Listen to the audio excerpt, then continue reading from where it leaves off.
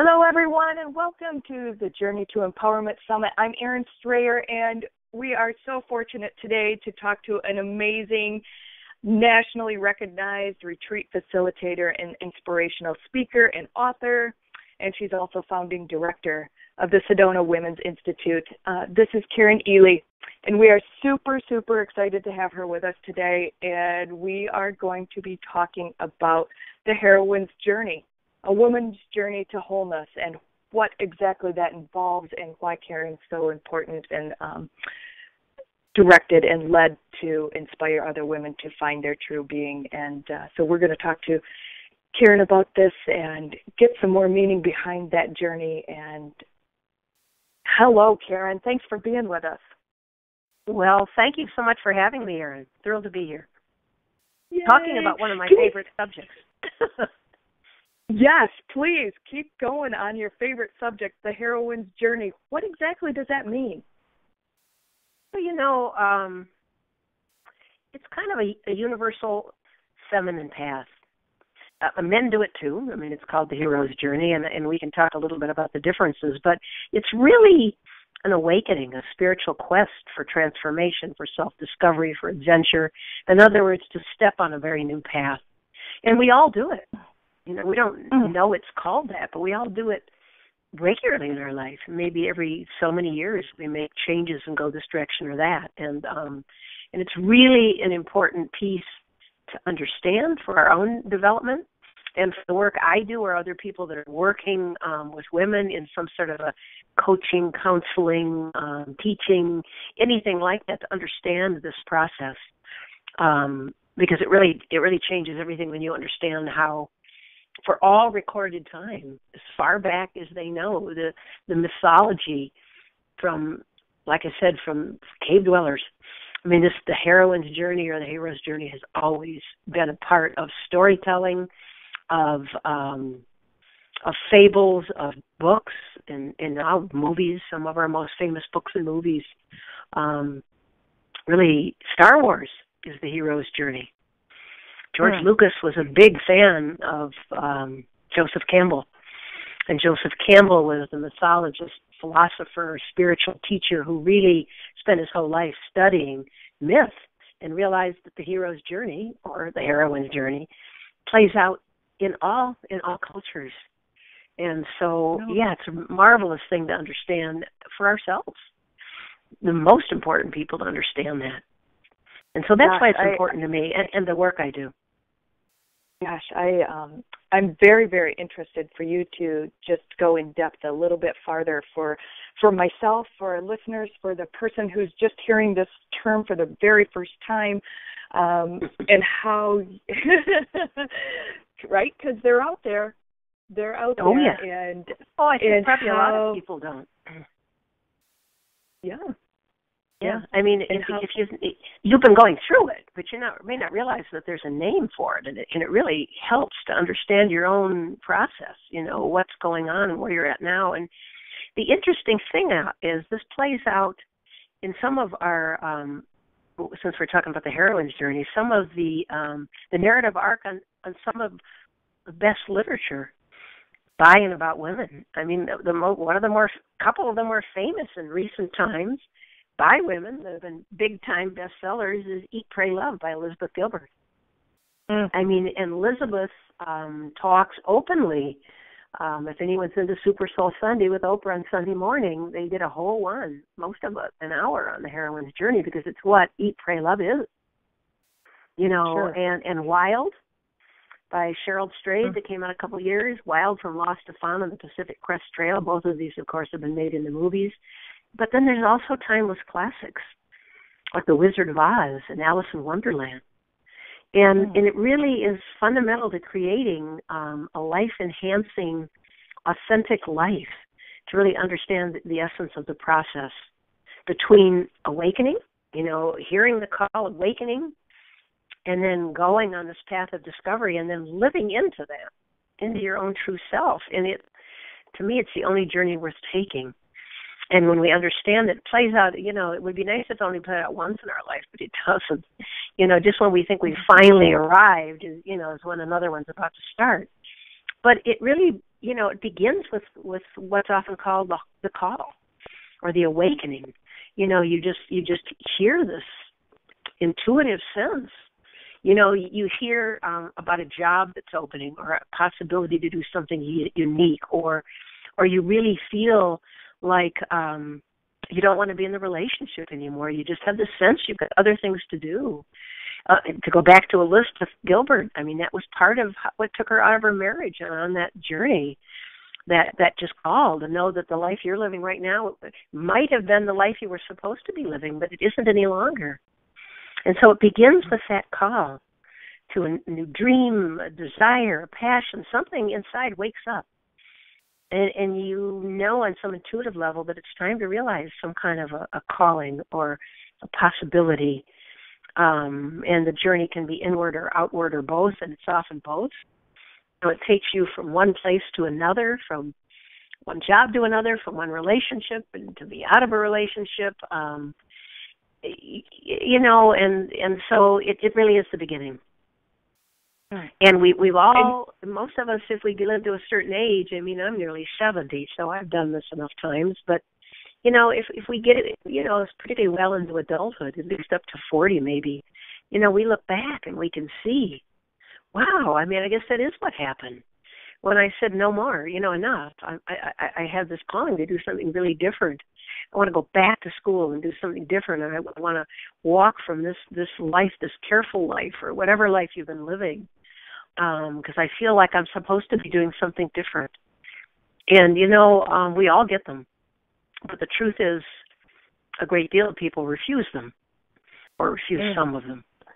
And that's what's always, a possibility for you. And I think the first book that changed my life was The Road Less Traveled by Scott Peck. And it really is the road less traveled when you hear that call to just step on it. Even when you think you might be crazy, and even when people that love you the most think you've lost your mind. I don't know, but I know this is where I'm supposed to be and what I'm supposed to be doing, and I don't know where it's going to take me. And, and there's not a lack of fear associated with it. If we go back to something like Star Wars, or a good modern one is Wild, Cheryl Strayed's story about walking the Pacific Crest Trail, terrifying. Sure. She knew she was just going to die, literally physically in her case, but she just could no longer continue doing what she was going to be doing, what she'd been doing. So she put a 70-pound pack on her back and began to walk 1,200 miles with no experience or skills. Everyone thought she was crazy. And it changed everything about her life and has touched, people all over the world. And that's the other thing.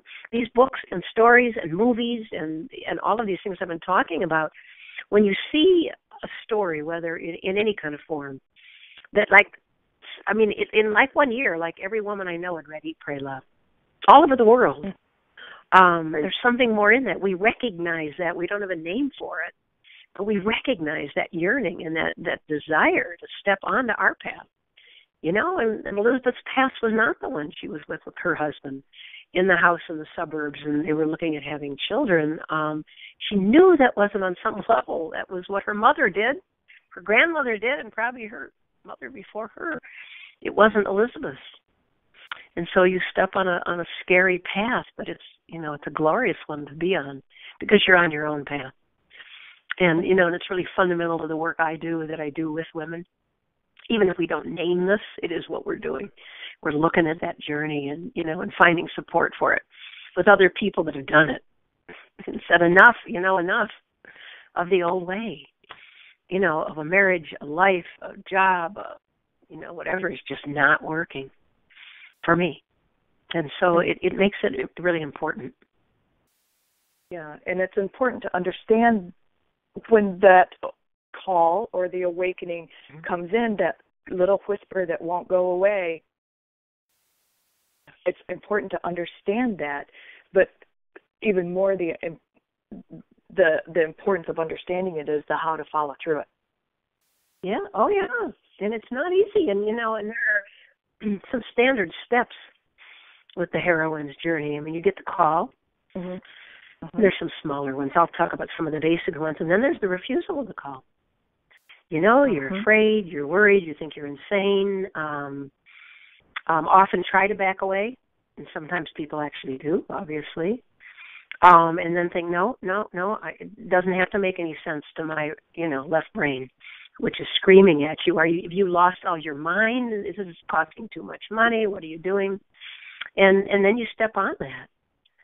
And then you begin a process. Again, if you can go back to, for a lot of your listeners that have read Eat, Pray, Love or seen the movie or know Wild, Cheryl Strayed's Walk, or Alice in Wonderland or the Wizard of Oz. Wizard of Oz is perfect, because once you get on that path and you begin walking, there are often strangers, people that show up to assist you along part of that way. We all know that's happened with us. Various parts of our life, this person just shows up that, is really helpful at this moment.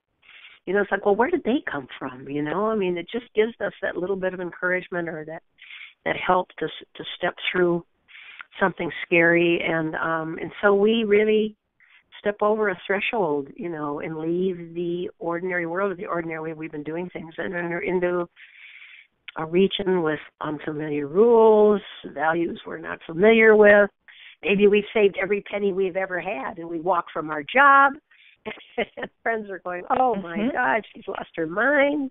What about retirement? You had such good, you had good insurance with that, all the things that we all hold near and dear to us as responsible adults. But we cross into that even though we don't understand it. And then there's always big tests along the way that test our courage and integrity. And really push us to listen deeply to our own intuition and to begin more and more to trust ourselves. No horrible thing has happened. I'm okay, even though my left brain is squawking, you've lost your mind, and friends are jumping in with them. And then there's always a big ordeal on this path. It's sort of the slaying the dragon time. There's always some kind of big. And again, to go back to Star Wars, there's a big, in that case, with, I don't even remember, lightsabers or whatever they were using in there. I've seen it moving so long, but there's always, metaphorical. Generally, there's no generally dragons or guns, but we've really come to a point where we really have to step, fully into that and really, truly rely on our own internal compass. And really know from a deep place of intuition and faith that this is what we need to do. And then we step through the light of that tunnel. And then, and then sort of there's rewards at the end. It's sort of like the search, you can go back to the Arthurian tales. There's the Holy Grail at the end. Some kind of knowledge, some sort of deep understanding that you at that point can embody. You embody it. It becomes who you are, not like, just sort of vague thing. And the important thing, like in The Wizard of Oz, when Glinda the Good Witch is telling Dorothy, you can just click your heels and go home. You've always been able to go home. It's that circular journey back really ultimately to yourself, but in a new way, in an authentic, meaningful way. And then the next piece of that journey is to become the teacher in some way. To go back to, your life, whatever that is now, but in a very new way, and begin to be that teacher, that support person for others. That hand up, in this case, in the heroine's journey, for others, but also for women that, whether that be our daughters, our friends, our mothers, our sisters, or if you're doing work where I am or you are, it's that hand up, that support, that little bit of guidance at a moment that allows other women to step onto that and feel like they're not the only crazy ones. And you've done it, and you look not only fine, but you look like you're doing great because you're living, vibrant and inspired and in love with yourself and your life because it's real. I know before this call, you and I were talking about the concept of lies. Most of us, Erin, really live lies until we begin to wake up. We live a life that's kind of a lie. We live the life that we were sort of groomed for in our community, in our family, in our church. And I did. Got engaged at 17, married at 20, had 2 kids, gave up schooling, put my husband through school, the whole usual route. And then 32 years later, I thought, what the hell?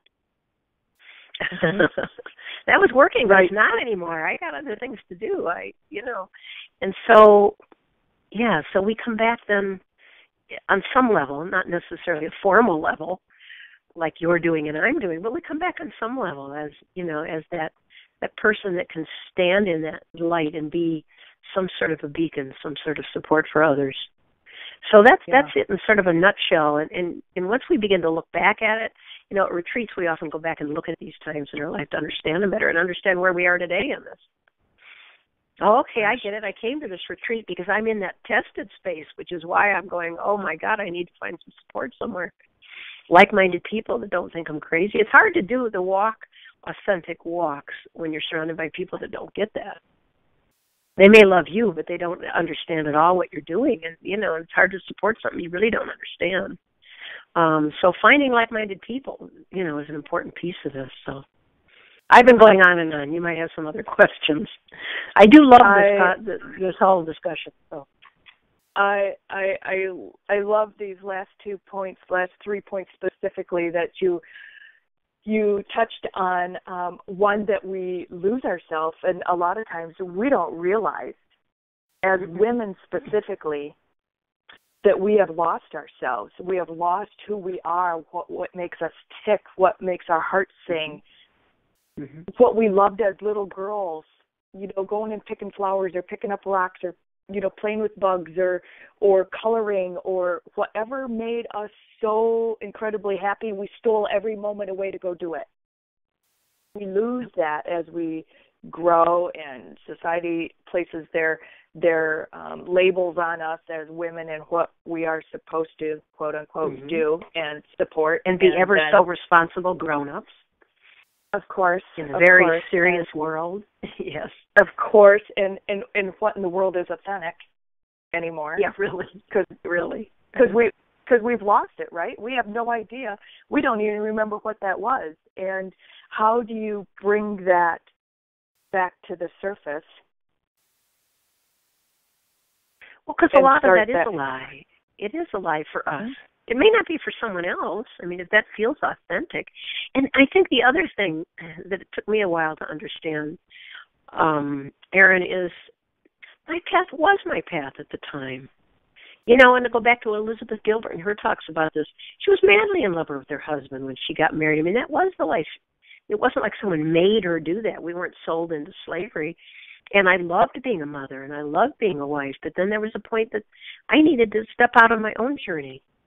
And I think there's where we lose it. We look back and think, oh, God, the whole thing was a mess. Well, I don't think it generally is. There's been something about that, whether you've been building a career, being a mother, whatever path we've taken as women, there's certainly pieces of that we loved, and maybe a lot of it. I actually came of age during the women's movement. I was just completely out of that. People were burning bras, and I was completely happy being a homemaker and a mother and all that route at the time. And so that doesn't make that wrong. But what becomes wrong in a lie is when that stops working for you and you're still doing it. And that leads to depression. Quite a big percentage of the Western world is on antidepressants. It leads to depression. When we become stagnant, we know what happens to stagnant water. It becomes a swamp and it smells bad. Well, that's kind of what happens to our life when we become stagnant. And people think that holding still is the safest route. If I just stay here on my little nest egg, whatever that means to me, on my money, in my home, with my family, then I'll be completely safe. And that's a stagnant life. And I really believe that's a lot of what leads to severe depression and addictions, that come with that. Because people are so stagnant and they think they're holding still. But I would challenge that that's not true. We're either moving forward or back. If we're holding still, we're not. Or if we think we're holding still, we're really going backwards. If everything else is moving, and if we're holding desperately on to the way it's always been, that's why women whose children leave home sometimes. I don't think my mother ever got over that. She didn't really know what to do with herself when we all left. I mean, it was like she needed to do something. She lost the whole meaning in her life. She lost something along the way that she gave up exactly. or put in to her the side. generation. at least our generation's asking these questions. And, my mother was born in 1921. That generation and before, there were very few people asking these questions because these were kids of the Depression. If your husband didn't beat you and you had enough food to eat and cover for you and your family, then you didn't ask a whole lot else in life. And some of these were first and second generation Americans, Now we're in an enviable place of being able to ask these questions. And I believe, in my own heart, a couple of years ago in a speech, the Dalai Lama said Western women are going to save the world. And because Western women are at a place where they are comfortable enough, they can ask these questions and stand in their light. And that's the other piece. The more, without sounding, I live in Sedona, without sounding Sedona woo-woo, I think that the work you're doing and the work I'm doing is vitally important right now for women to stand firmly in who they are and live from that place right now. And it's exactly what the Dalai Lama was talking about. Western women have got, the wherewithal to do that now. We're not all of us, but a great deal of us aren't worrying about how we're going to keep our children safe, or how we're going to eat. Most of us are dieting. So, that allows self-reflection, and that allows us to do the kinds of things you're doing and I'm doing, because we're not just surviving like a lot of, certainly the developing countries are. And I really agree with the Dalai Lama. And it takes this work that I'm doing and you're doing to a level of really importance, and I see this as really sacred work of holding that space and giving a hand up to other women that are, that are coming along and looking for someone else to be, that mentor. Even if it's in books. I mean, my first mentors were in books. I didn't have anyone asking the questions I was when I woke up. They just all thought I was crazy. So they were in books. I'm reading about other women. It's like, oh my God, I'm not alone. Well, because that's a safe spot though too. If you're reading a book, you don't.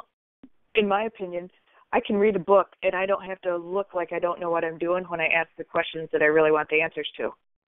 Exactly. You know what I mean? Like I don't have to look like I'm in the 101 class, even though I am in the 101 class here on my journey, and I know that there's something more out there, and I know I want to go get it, but I don't really know how to start. I don't really know if this is the right college to sign up for. Yeah. Really? Really? So you need the college of life. There's no classes necessarily in we need forerunners like you and so many other women that are out there that are giving back, and we as those coming behind you and the people coming behind me, the flock of people we need your shoulders to stand on to lift us up to get us where we need to go. And exactly. You are just a forerunner and a phenomenal inspiration, and the work that you are doing is so commendable and needed and needs to be recognized, and know that it's available, and that's your life work is to put these programs together that you do, these retreats that you do, these workshops and these mentoring facilities that facilitating these mentoring workshops on purpose for these women specifically that are looking for a better way, to find a new journey, to follow the steps to get them where they need to go, to become and emulate you, Karen, and then become the teacher. Well, thank you. But what happened when I was 40 and woke up to this, which was in '86, there was no internet. There was no Google. I mean, if someone had been doing what I'm doing and you're doing, no one would have known about it. If it wasn't in your neighborhood, in your local newspaper, you didn't know about it. It's what makes it very possible today that we can, what you do and what I do, we can reach the world with very little money. A small ad in the newspaper in Sedona, a small ad is $600 and it lasts for breakfast. You and I can reach the world because of the internet, because of social media and all, and it's fueled the Arab Spring and lots of other things, but it's also fueling this. Because you don't just need to read books, you can get on and interact with women in some way. And you can find out about people like me and you. If I had never found someone like me back then, how would I have?